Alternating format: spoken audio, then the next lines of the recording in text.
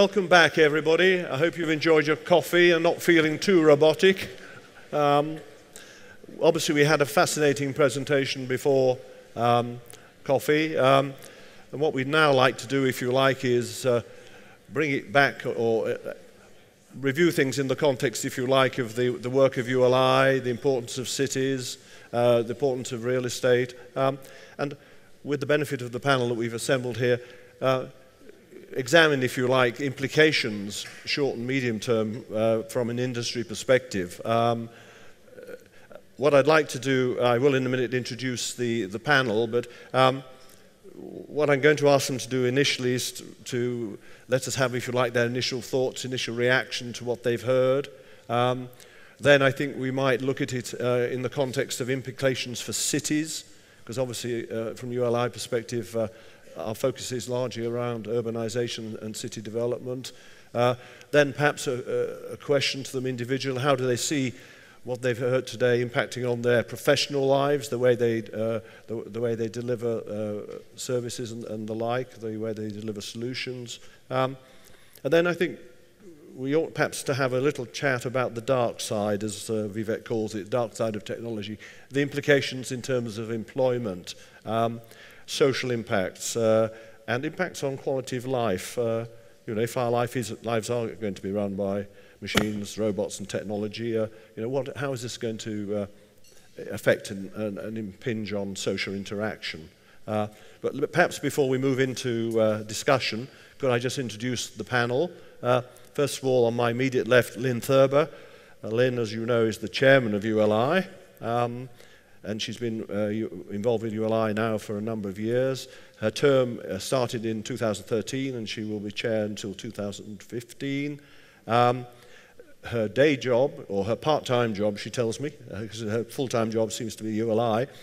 She's the chairman of LaSalle Investment Management in Chicago, obviously well known to all of us.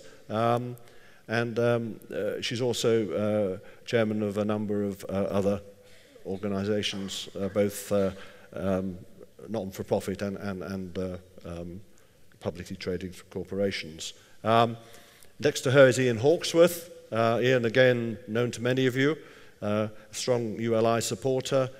Ian spent time here in Hong Kong, but now is the chief executive of Capco, and has been the chief executive since its listing in 2010. And as you know, he's been responsible for the rapid development of Capco's portfolio in London, Covent Garden, Earls Court being the key properties. So his view will be very interesting, I think. Next to Ian, we have Scott Dunn. Scott Dunn is the Vice President of AECOM Southeast Asia.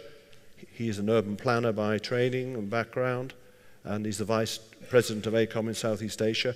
He's also a member, again, another strong supporter of ULI, a member of the ULI Singapore Council. And he's currently working on a major project, which is the River of Life project, transformation project in Kuala Lumpur, changing and revitalizing the center of the city. And then finally, in terms of guests anyway, Henry Cheng. Henry, again, is known to many of us. He is the chair of ULI in China, but in terms of his commercial life, he is the director and CEO of the Shanghai-based Chongbang Group, which he founded in 2003.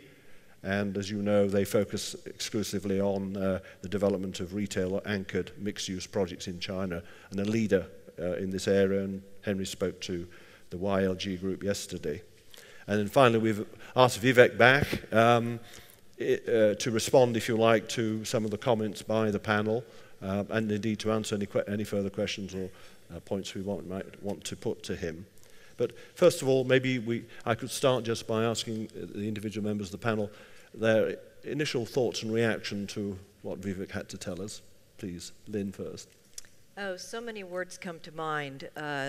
Thought-provoking, overwhelming, extraordinarily exciting, and downright scary is about where I'd start. There was an incredible amount of information there, and I am very much a believer in Vivek's explanations of exponential growth in technology and its impact on us. I certainly don't know what the adoption rate is going to be as all of these technological advancements occur. I think it will take some of us, particularly in my generation, longer to accept them and embrace them than it may my children's generation and my children's children's generation. And so we will see a bit of an evolution, but certainly as I look back over the last 20 years and how I work and live, I think there's been dramatic change. So I am very much of the mind that within our industry, this is a wake-up call for us, and that we really need to pay attention to these changes that occur from technology, changes that are occurring from demographics and climate change, and that we need to be thinking for the future about how we change how we are building our cities and building our projects, and how we make sure that they are flexible and adaptable. Very hard to project exactly which of the ideas that Vivek shared with us will take off, and exactly what timing of them will be.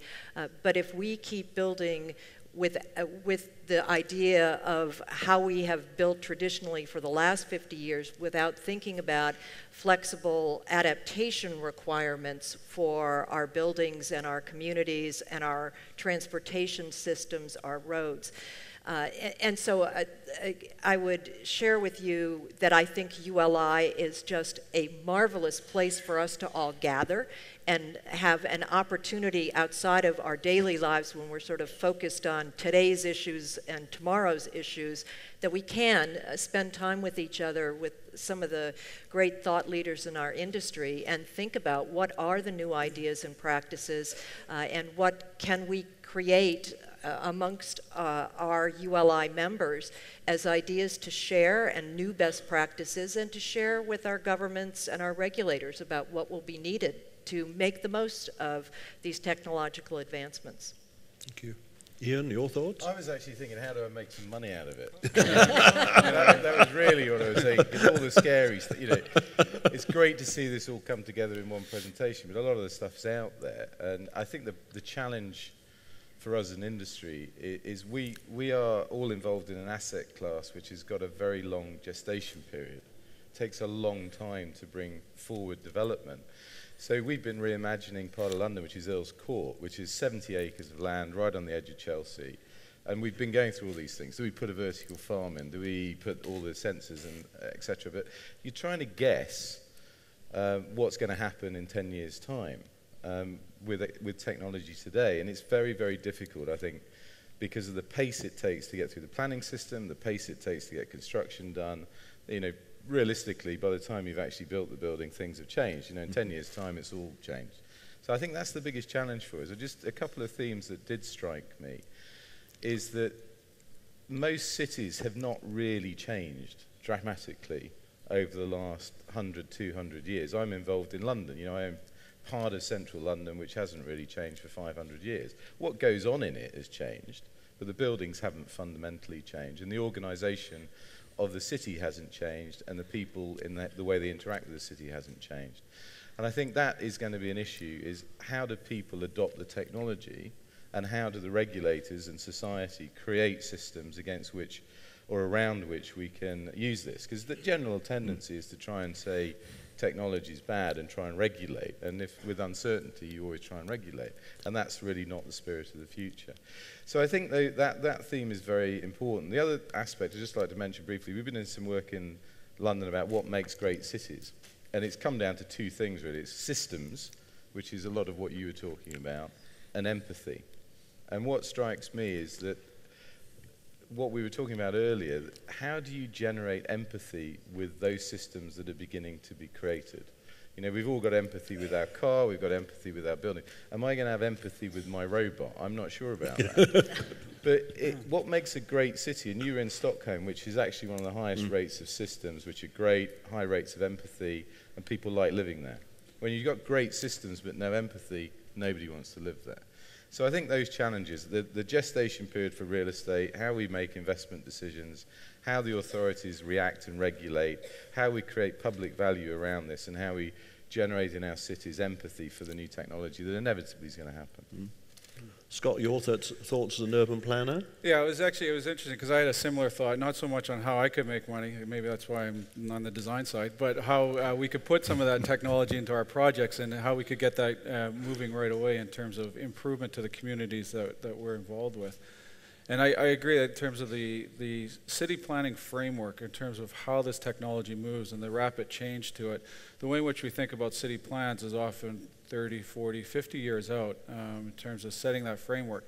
A lot of that framework has a lot of legislation, a lot of legality around that in terms of the framework of which land use plan develops, the way in which land use plan can adapt. And that's the part that's always lagging behind any technology that we can use and install into our urban environments. And so when we start to look at how the cities can grow and change, and when we start to plan for it, it's interesting because if you go back 20 years and you think of how we started to plan some of the great Asian cities now that have really developed over time, that have come out of, like Shenzhen, out of really farmland to create a city for 10 to 12 million people that they live and interact every day.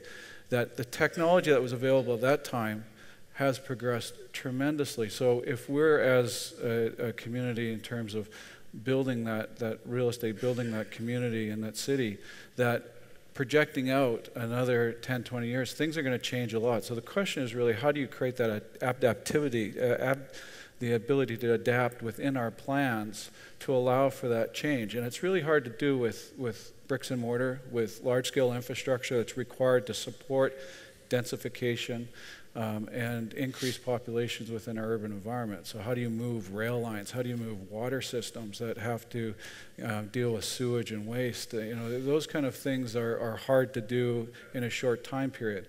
So I think in terms of being able to respond, that will be the real challenge in terms of moving forward.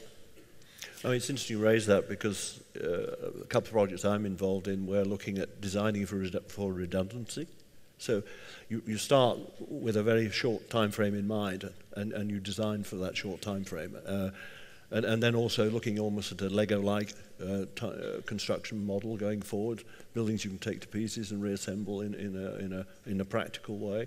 Again, building the flexibility and the adaptability that Vivek clearly has indicated is required. Right, yeah. Which really comes back to the human scale of the city, because at the end of the day you can have all the technology either on you or with you or interacting with, but the cities are really about people, and they're about how you interact with people in those places. Mm-hmm. So you may be able to gain additional land use, and you might be able to adapt different building structures or developments, but then that is used for other areas of which that social fabric, which is incredibly important in terms of the way people come together to create great places, is fundamental to how we look to the future for these cities. Henry, your thoughts, wearing particularly a China hat, if we may ask? Yes. Well, so I'll probably just add two words that came to my mind when I listened to Vivek's presentation. Actually three. One is the word drive and driven. I think we should be driving technology instead of being driven by technology. And the other word is nature. While we embrace technology, but we must not forget the power of nature. And if that translated to the project we do, with all the modern technology about energy saving and sustainability, we design our project to take maximum advantage of the sun and the wind and the rain.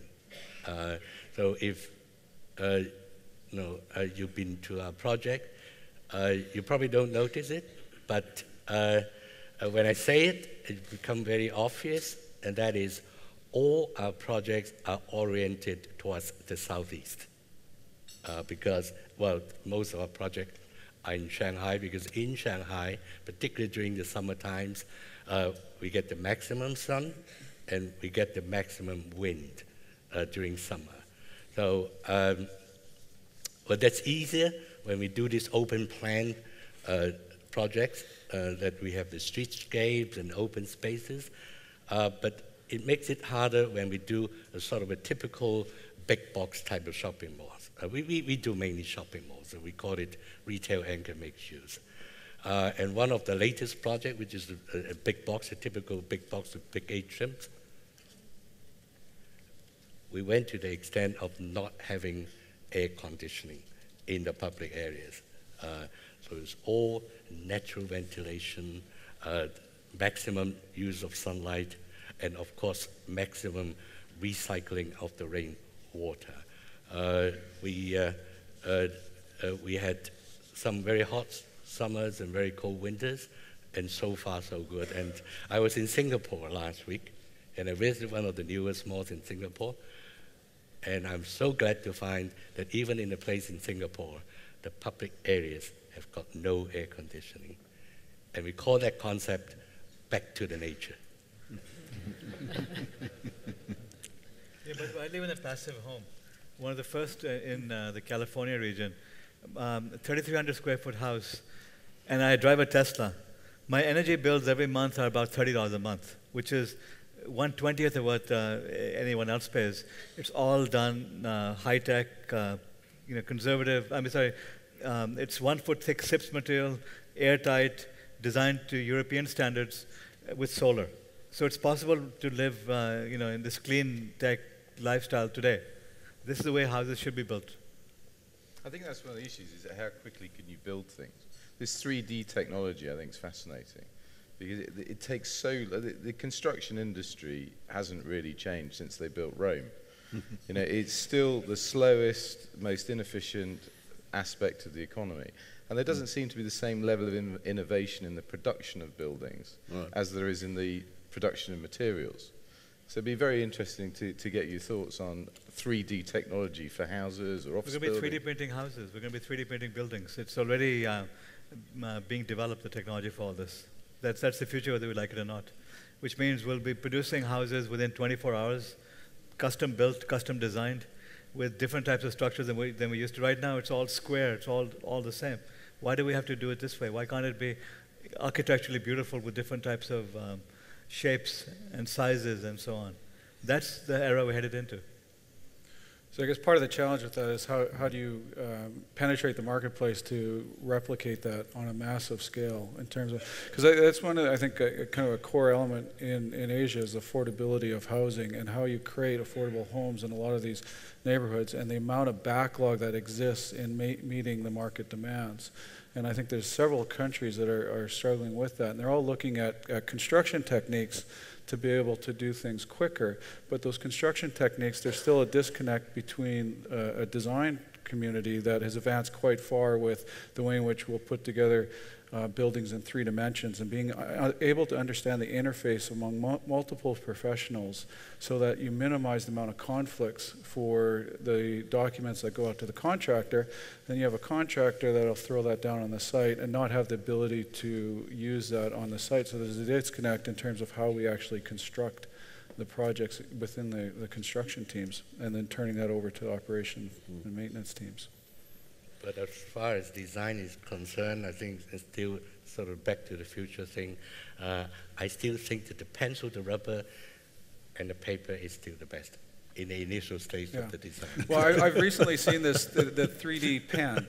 They have a 3D pen now that you can design as the material comes out, and you can do it 3-dimensionally. So as you sketch 3-dimensionally, but you can't erase it. And you throw it away. Yeah, but you don't have the feel of erasing things. Just break it and do it again. Ian, perhaps we could come back to your cities study. I mean, and maybe panel, we can think about this. How do we envisage the changes in the way cities are going to be managed? I mean, big data, Internet of Things, smart grid, etc. All these things are going to impact very much, not only on new cities, but the way existing well, I think cities are retrofitting. The technology is there, it's happening, it will, market forces will make it happen. I don't think the governance of cities is necessarily ready for the changes. So what we found in the research that we did is that the winning cities of the world have very strong systems, and they have very strong empathy from the citizens with those systems.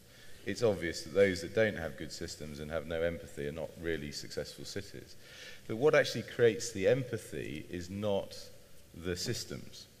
It's the small things in the city, as you were talking about. It's the relationship that you have with the park. It's how safe you feel in the park. It's that moment of public art. It's that element of ease of getting into the coffee shop. It's somebody saying to you, good morning. You know, it's that civility of a place that really drives it. And I think technology doesn't really create that. If anything, technology does tend to remove people from society. And cities have been very positive over the last 500 years or whatever it is for mankind, because they've pushed people together and they've had to interact, whether it's through commerce or education or whatever it is.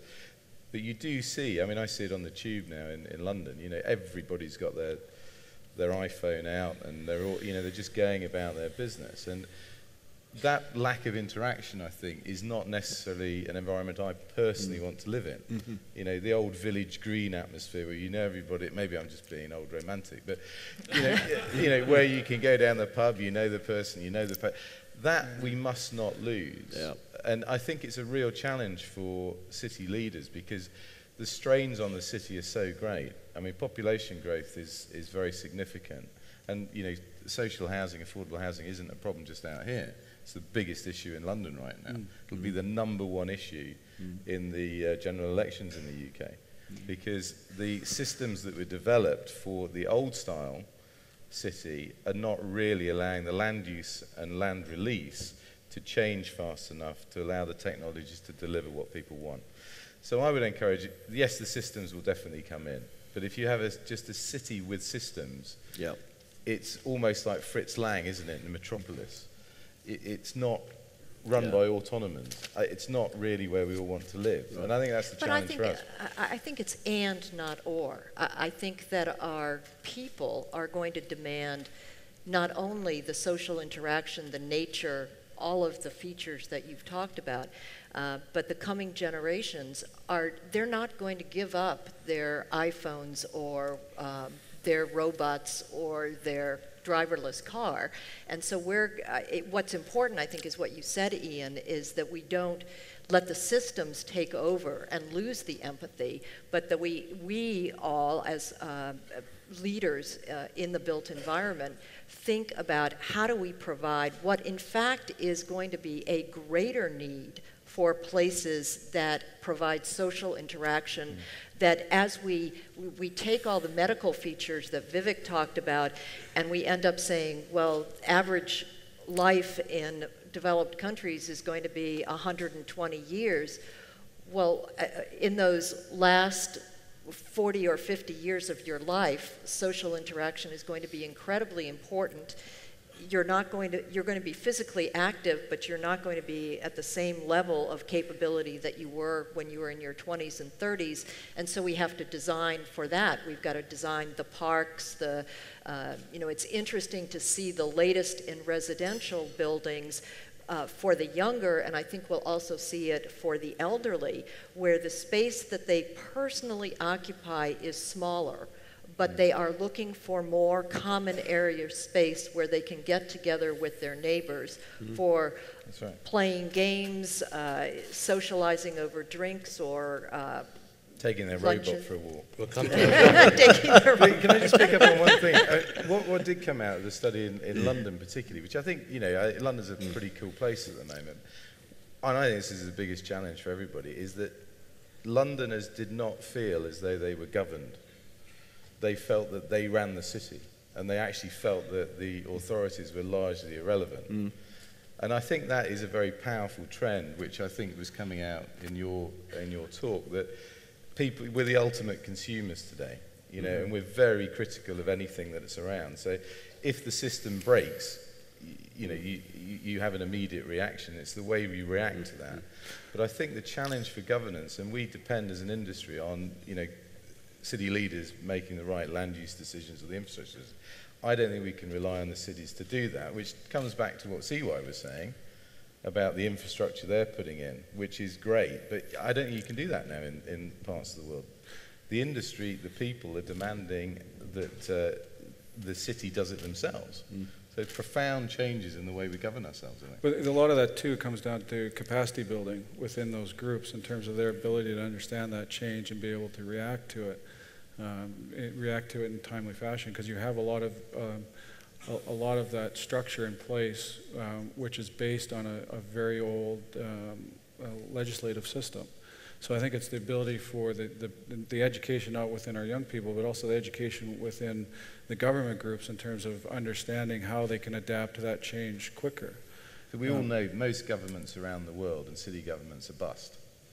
You know, it's private sector that drives everything. You know, the stuff we're doing in London, we are leading the public sector in a direction that we think is right. Hopefully it is. But if you relied on the public sector to present that direction, you get nowhere. So I think it's this, you know, do you centrally plan or do you allow innovation to come through? And I think it's that allowance of innovation that will drive change. Sure, and it's got to be a combination of both those things in terms of the framework for the overall city. And I think that's one of the interesting things in Asia, where you have a combination of brownfield development and existing urban cores and new development, new cities that are coming up, where you can provide that framework to allow for private developers working in partnership with government to create great places. And I think, you know, Singapore is a good example in terms of some of the recent things with the sports hub, with the Marina Bay area, that's allowed for that. And there was a lot of discussion in terms of how to allow for adaptation over time with different uses so that they can come together to create those social places for people. The challenge of a changing mindset. CY picked that up this morning, and we picked it up also when we were in Stockholm. I mean, there they've had to work very, very hard to persuade the community to change. And they've done it through very small initiatives, measurable initiatives at local level, pilots, case studies, etc. And it's taken them the best part of 15 years to change the culture. That's to do with waste and water and energy, but same issues around technology, I think, changing the mindset. But you know, when you have people flying drones around doing delivery, how is Hong Kong going to react to that? How is London going to react to that? How can you stop people? Already in the USA, you have kids now, dorm rooms, flying drones around the girls' dorm rooms. It's legally allowed right now. Well, I think it's potentially. I think it's going to be tremendous for Hong Kong if we embrace it and if we use it wisely. Because you know, the bulk of our population live in little boxes. The average size of a residential unit in Hong Kong is 53 square meters, 3 bedrooms, 53 square meters. Another interesting statistics: half our population live above the 16th floor. Very interesting number. This has been reviewed in a little box. So the quality of life, what happens around them, is which you're saying that you know all these different ingredients will become more and more important. Not only what they do in their box, but also what happens around them. But you don't have the problem right now of people flying drones from their windows and taking photos around the place. Not happening here yet? Not yet. It's happening in London, there's no question about it. It's happening in Neighbours, London? you can have, it's happening in London? I don't know. It's happening for Sounds very scary. there's some groups that do survey work in terms of geospatial data information on larger land areas, but it's very limited. I mean, the first reaction in somewhere like London will be the Daily Mail headline, "Isn't this awful?" Yeah, so the first reaction we would ban it. You know, when we were talking earlier, when cars first came onto the roads, the legislators made somebody walk in front of it with a red flag so it wouldn't scare the horses. You know, but it'll become part of everyday life in 20, 30 years. I think I think when people are asked to change, they don't like to change, and they certainly take a long time to change their ways if they think they are giving up something. In your comment, Nick, about energy, water, waste. But I think when they think they are gaining something, when it is a positive in their life, whether it is their use of their iPhone, or it is access to a driverless car, or being able to sit in their kitchen. This is the one I love. Sit in my kitchen, take my little scanning machine, hit the barcode of my cereal, my milk, and my fruit, and before the day is out, Amazon sends its drone and drops it in my backyard. You know, that's phenomenal. And but your robot then tells you it's not good for your health. those were helpful. Lynn, you won't need a scanner. It probably said walking to the grocery store. Hey, Lynn, you'll have voice recognition and 30-minute delivery. You won't need to wait till the end of the day. I take things incrementally. And so I think that, in fact, the other part of technology that is going to get the governments and the regulators to allow some of these things perhaps more rapidly is crowdsourcing and the ability for people in the community to make their desires known and to insist that as they elect government officials, that the government official needs to represent that he's making their city, their community, provide the quality of life and the conveniences that they're going to be looking for. I think our public officials are going to have a lot of pressure put on them. I think the outcome of the research we did was quite interesting, because the general view is that city leaders, basically to be successful in the future, need to be quasi-celebrities. That actually what's going to get you voted in and elected is not necessarily your policies, it's a question of how do people think about you. So, you know, it's an interesting one for when Boris in London sort of steps down, who's going to be the next celebrity that takes over from Boris. New York's gone the other way, right? It's gone from the celebrity. You've gone from a celebrity to a pragmatist. It's quite, I think things are changing dramatically, and the issue is how we as society seek to build systems around the technology. You know, it's simple issues on buildings. You know, we could solve a lot of the housing issues by just changing the building codes a little bit. Slightly smaller buildings, slightly different access arrangements. You know, you could actually efficiently use the scarce resource, which is the land, much more efficiently. So it's how do we react to all this technology, I think, that's important. Henry, retail, I mean, if a sector is not under threat, but it is likely to have to change and respond to technology, it's the retail sector. Any thoughts on that? Yeah, well, going back to the government thing, I think the governments, even the Chinese government, are convinced that they have no choice. It's a trend that they cannot reverse. A case in point is the current planning exercise in Shanghai. You know, Shanghai is embarking on a new planning exercise for up to 2040. And for the first time, one of the first things that the Shanghai government did was invite community participation in the planning process through the social media. Wow. That is something. You see how fast things are changing? That was unimaginable 5 years ago. And frankly, I don't think they have a choice. Yeah. But go along that route. Yeah. And so, what's the question? About Question doesn't matter. I just follow on. The answer was great. The answer was great, whatever the question was. you can tell this wasn't rehearsed. Retail, impact of technology on the retail sector. On retail.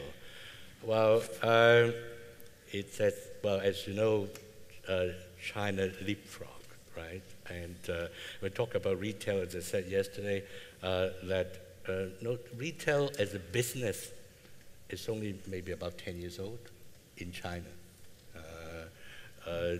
Even in Shanghai, when I first came 20 years ago, the only retail was a few government-run department store, and that is it. So when you talk about retail in China, it's not the same as retail in London and New York. So it's at least an adolescence. Yeah? But in a short period of, I would say, 3 to 5 years, it has changed the way that we develop retail facilities and manage retail facilities. Today, when we say that we're developing shopping malls in China, and actually the shopping functions of the shopping mall is diminishing every day. Now, you can, even in the more rural areas, and that is why sort of online shopping has picked up so quickly, because the infrastructure is not there, so people just shop on a mobile phone and order things on a mobile phone. So, in the way that we design our and then plan our shopping malls, I would say the traditional retail functions, and that is really buying goods or food and beverage, will probably account for about 50% of our growth floor areas. And so that, well, for our company, we are actually going towards 5 different directions. One is culture, and when we say culture, it's very much performing arts. Yeah, that you don't street performances. Tourism, because competition is so keen and more shopping centers are being built. So the local population, the consumption part of the local population, what we call the catchment area, would not be able to support the shopping mall. So we have to tap on the tourist market. Technology, we talk about sort of O2O, online to offline, offline to online. That is going to be the big thing, if not the biggest, in the retail industry in China. In our new shopping malls, at least 15% or 20% is devoted to online, offline, Really? Wow. online. Yeah, we have huge loading and unloading areas with huge warehouse facilities, and also a sort of an online shopping outlet to let consumers experience online shopping offline. It impacts on the way that we market our shopping malls. We spend almost nothing on media at the moment, but it doesn't mean that we can save cost. Instead, we spend a lot of money on organizing events. Why? Because we need people to talk about it through the social media and tweet on the spot. And that demands a total different of skill sets. I would say on average, in our shopping malls, operating shopping malls, we organize more than 500 events a year, and that is more than one. And it also impact on the way we manage in our shopping malls. And we have more people working on the day-to-day dialogue with our consumers through the handphone than we do in the sort of exponential increase in the interaction between us and our consumers, and thanks to technology. Good. One more question, and then I will throw it open to the audience. ULI, obviously, thought leader, plays a major role in shaping cities and the urban environment. What do you think ULI should be doing, having listened to Vivek today? I really What's think, our place in this particular I think we have a geography? huge place in this topic, and I think we have on this panel talked about it in a very high level of city planning and trying to be holistic about the conversation. I think what's important to our members is that we actually take this down to its piece parts and look at each of the incremental technologies. So, for example, looking at driverless cars, what does that mean for our office buildings? First and foremost, parking garages and parking lots will not be as necessary. Those driverless cars do not need to be in the city center anymore. Secondly, when you start thinking about removing the parking garage underneath the building, then the front entrance to the office building is not the parking garage elevator, it's the front door. And if all the cars delivering the employees are going to come to the front door, we need to change the access to the front door, and because we can't have a backup of cars on the street trying to let the employees off where they live. We could take similar sorts of conversations around drones and deliveries, and therefore where should industrial warehouses be in the future. To what impact, if delivery is happening by drones, does that change what Henry was just talking about in terms of retail, even though the consumer may want to go to the retail mall for the culture and the entertainment and to actually see the good that they're purchasing, they may not be taking it with them. They may not need it all to be stored in a warehouse that is right there on site in the retail mall. So I think that what we will see over the coming years at ULI is taking these conversations part by part and talking about how they will impact our buildings, what our buildings will need, how they will need to change to accommodate these decisions and changes that are going to be accepted in our world and by our people in our communities. And really help our members think about, when they go back to their offices, what parts of these conversations will they implement in the projects that they're doing, whether it is a new project or working to rehab. And I do think that we can play a role in having the conversations with our public leaders and our public officials to get them more engaged in the topics and to better understand what they're going to have to do to change their laws and their regulations to accommodate what the people in their community, their voters, are going to be looking for. Ian? I agree with all of that. I think my personal observation of the industry is that we've become rather formulaic and very risk averse. And what is exciting about what Vivek was saying is all these entrepreneurs that are taking risks, they're imagining the future and they're putting their money where their mouth is. It's very expensive to do that with real estate. You live with your mistakes for an awful long time. There are a few that I've personally done. But I do think we've got to encourage the industry to be more innovative and creative and be early adopters. You know, drive some of this thought rather than just wait for it to hit us and then react. So, you've got to look at developers for that. You've got to look at the funding sources. I mean, the funding sources for the innovation that he's talking about is much more entrepreneurial than the money that goes into real estate. Angel and venture capital. You know, you've got to get your 6% return, you've got to get your 6%. It's all pretty boring stuff. So, and I think one of the things the ULI can do is promote the best practice has always been a thing. It's celebrate the little, whether it's a small building in Peru that's done it differently, or a little building, or a new shopping centre. Share that and really push that out around the organisation rather than worry too much about, you know, what's the latest office building for investment banks. You know, that's not the future. The future is everything he's been talking about. And I think we've got to take a few risks. You know, I'm going to take some. I'm going to build one of those farms, I think. See what my shareholders think. I become a farmer.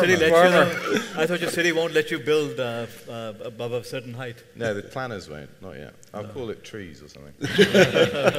Scott? You can wrap the whole building, though. Scott, role of ULI? Yeah, I mean, for ULI, I agree in terms of early adoption. I think this group, there's probably half the audience here that sees the presentation and thinks, oh, that's going to be too far in the future, we won't be able to adopt it, there's all these hurdles to it, and there's going to be half the group that grabs a lot of the innovation and actually implements it into your own work on a day-to-day basis. And I think the ability for ULI to talk about best practices in our community, engage with our partners, and actually get that out to a very large audience.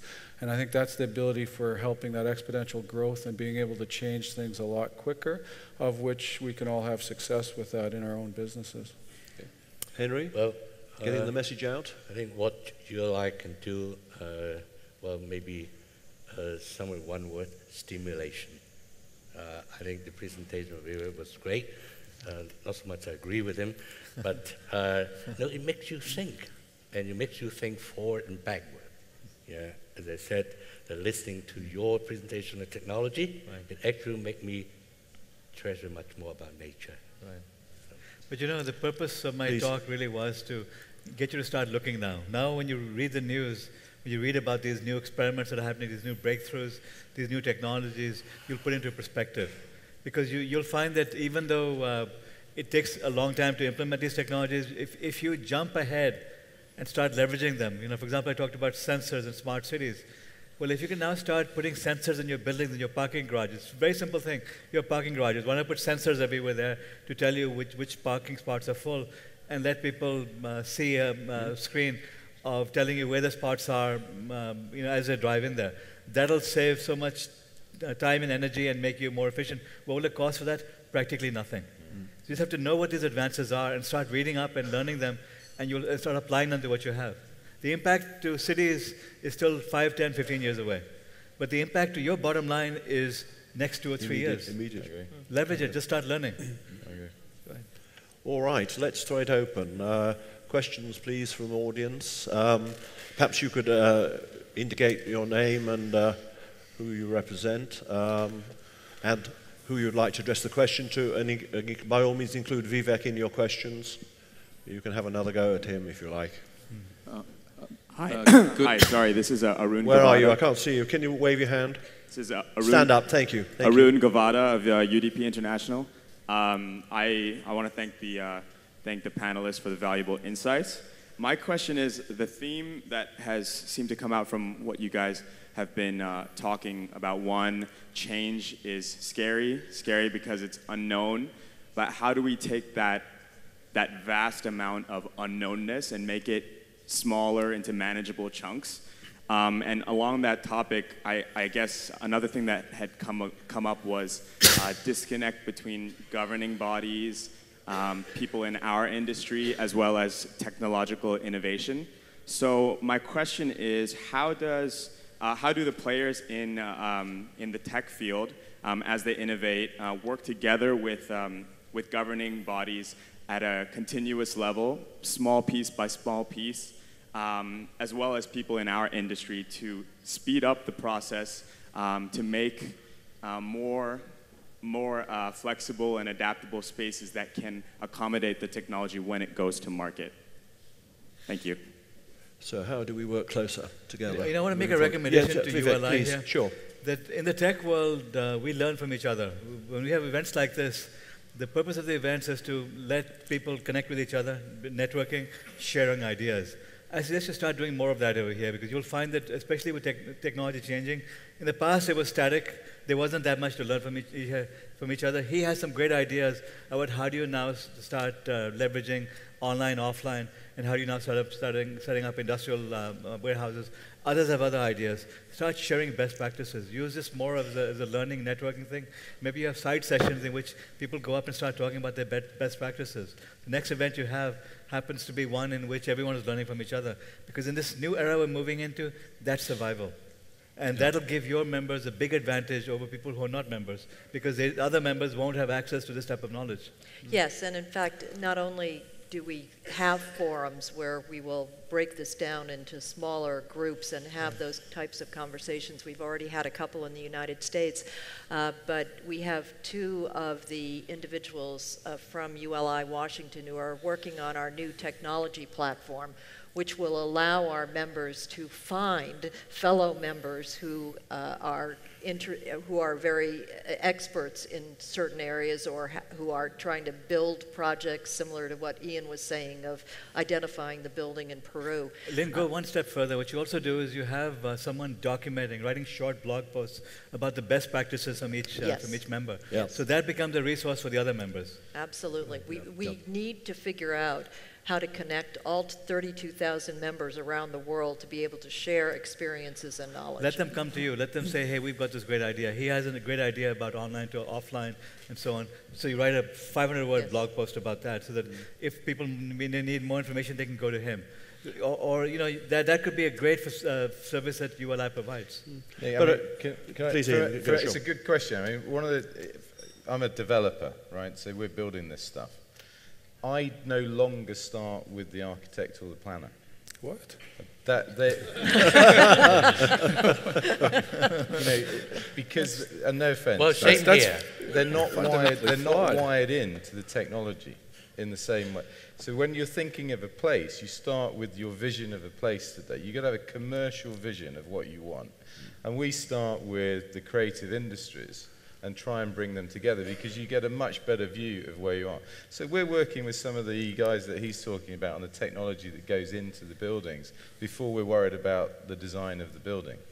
You know, actually what the building looks like is probably the least important thing in today's world. It's how does the place work, what's in it, what's the utility, how do you create the empathy, and then what's the architecture like. So you start from a different perspective than the old adage is let's get an architect. And no offense to architects, they're great, they're all very important and we need them. But as a developer, you've got to take responsibility for what you're creating yourself. I think we can still be an integral role to that first step. But just a comment, you may know that I'm also chairman of the Hong Kong Science and Technology Parks Corporation, and we have 450 companies now in the park, 10,000 scientists and engineers, most of them working on the sort of areas that you're talking about. Yeah. And guess who are our most regular visitors? Members of the development community come Absolutely. To see what's happening. Yeah. So that, you know, there is the interface already occurring, but we need to enhance it. But if you use Lynn's website, which he's talking about, to display those technologies, you start categorizing them, that could be an invaluable service, and let them sign up for newsletters on new technologies applied to real estate or buildings or whatever. These are great ideas. I mean, in fact, a blog post on why he doesn't do architectural plans anymore would be fascinating. These members would learn a lot from it, but again, you're starting with the assumption that technology is changing so rapidly that if they don't take advantage of it, they're going to be left out. They won't be the leaders of tomorrow unless they keep up with it. Well, and your role becomes to share these ideas with them. Yeah, it's interesting with a lot of our initial city planning work, the stakeholder groups that we're getting engaged now is a much more diverse group of people, and a much more of a broad range of age groups as well, in terms of really understanding what the needs are in terms of each one of the cities. Okay, next question, please. Can you stand up and then I can see you? Yes, please. Good morning. John Miller from MGM Hospitality. We heard some fascinating descriptions of technology, medical devices that we can self-diagnose, phones that are super powerful. We can gain all the knowledge that we need. We can order all the food without going anywhere. But real estate, and I believe a big part of ULI is about creating places where people are coming together. If this technology is reducing the need to actually go anywhere to get anything, what are the forces that are going to get people together to need the places, to need the real estate? Vivek, I mean, is technology going to destroy? Well, that's a great question. I don't know how to answer it. That's such a perceptive question. Yeah. That this is what we haven't figured out yet. Technology is moving, humanity is not moving. Because actually, if I could, in our work in Kuala Lumpur that we're doing right now, which is the transformation of the urban core, a big component of this is the physical changes that are needed. But there's an overlay in terms of the social fabric, how we activate spaces for people to engage socially and culturally. And there's a lot of work put into just in terms of the apps with the phones and how you get online to be able to understand what's going on within the central core and be able to connect with various people. And that's an initiative being led by the city in terms of rolling that out, having it Wi-Fi adapted so anybody can connect regardless of what country you're coming from or where you're, what type of platform you use. And so that is evolving in terms of how you connect people in the urban environment in a social and meaningful way. I think the technology actually is going to provide the time for people to need more place for social interaction. We talked earlier, and we haven't talked during this session about the dark side of technology. If those robots can do all the things Vivek said they can do, we're going to lose a lot of jobs, and people are going to have a lot of time on their hands. I'm not sure how they make the money to pay for all the things, although Vivek tells me that they will have freer energy and water and other things, and they won't need as much money. But if they really do have that amount of time, and as I said earlier, they're living longer and have more post work time, they will be looking for ways to socially interact. And I know our children get connected to their iPhones for hours at a time, but it's certainly, to me, a lot of what they're doing is figuring out where their friends are and what time they can meet up with their friends. And there are many hours spent socializing face-to-face, and they're active in many different ways today than they were able to in decades past. Yeah. Well, I think virtual reality and physical reality, they're not mutually exclusive. Human beings are physical entities, and therefore we need a physical space. I think the challenge to a real estate developer is that we make the physical space attractive. So one of our rule of thumb in designing and building our shopping center is that we have to make our shopping centers much more pleasing and comfortable than people's homes. And that they will come. That's interesting. And we make it all Wi-Fi covered. Next question, please. Sorry? Final question. Okay. Please, in the middle there. Sorry. John, the clock says we've got 3.5 minutes to go. Sean Quinn, please. As we look at sort of driverless cars coming onto our highways, more people biking, we're going to see a lot of our highway infrastructure, which takes up a tremendous amount of space, actually be able to be downsized. But it's a relatively physical, construct that can't very easily be, downsized in that way.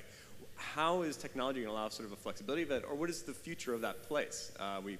Huge tunnels and things like that.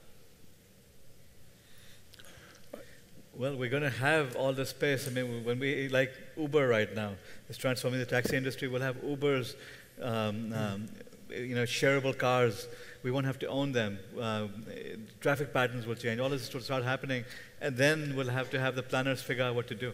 It's very interesting because in urban environments you have a large percentage of land use for roads and utilities. And what we're seeing is as populations start to densify, more of those utilities are going underground, and more of the right-of-way then is given up to alternative uses. And that can be public open space. It can allow for more pedestrian movement, more cycling movement, and actually we'll be doing a session tomorrow on active mobility, just as a pitch, to allow for that right-of-way, because that right-of-way is often fixed, and it's under the Land Transport Authority, so the ability to use part of that for alternative ways in which you can actively get around the community, I think is what some of that can be utilized for. But isn't the answer, it's going to enable us to plan and design and run our cities in a much better way? I mean, at the moment we're forced, but through density, to crowd people in, etc. Aren't we going to be able to produce a much better product if we have space? But it's a great, I mean, you look at the High Line in New York, how that was an old railroad. I mean, that's transformed real estate values in that area. So it's the imagination to use it. One of the biggest issues in cities at the moment is that most of the developable land in cities is actually owned and controlled by the state. And the state is the least innovative in releasing that because they guard it. The state, they operate in silos. So how we as an industry can release that land? John, we'll add one more question. It says 1 minute 24 here. One more question, please. Please, over there. A quick question from me. I'm not sure if the Could you just microphone's stand up, working. sorry, and then we see you. Sorry. I'm David Buffon from Benoit Architects. I had a question. I sort of focused on Ian a little. And this is to do with vertical development. I mean, I think compact's mixed-use vertical development over public transport is the most sustainable form of development in the future. And I thought I'd talk a little bit about London and Earl's Court in particular. Because do you think there's a possibility that over time we'll manage to educate more the authorities? I think, Scott, you mentioned that earlier about educating the authorities, the planning groups, etc. So we can go more vertical, because that's more of a sustainable way of building more homes, because there's a demand for more homes and offices, instead of doing urban sprawl, which is horrifying. Yeah, look, I mean, it's the densification of the core. I think every city in the world is focused on it. I think the urban planners know it. They want it to happen. The problem is the social reaction to high-rise. It's a particular issue in London and the UK because we've had such bad high-rise over the years. So there's this, in Asia it's regarded as a premium category. In Europe it's regarded as low-quality housing. So I think London will get there because you've got a very strong heritage core. So around the core you'll see densification. It's the only way you can efficiently use land. But you see that going higher too on the South Bank in terms of London. The price values now for the recently launched product is getting into the £2,000 per square foot range, which is incredible for that area, and that's a high-rise type product that's being released to the market. Absolutely. It's a good question.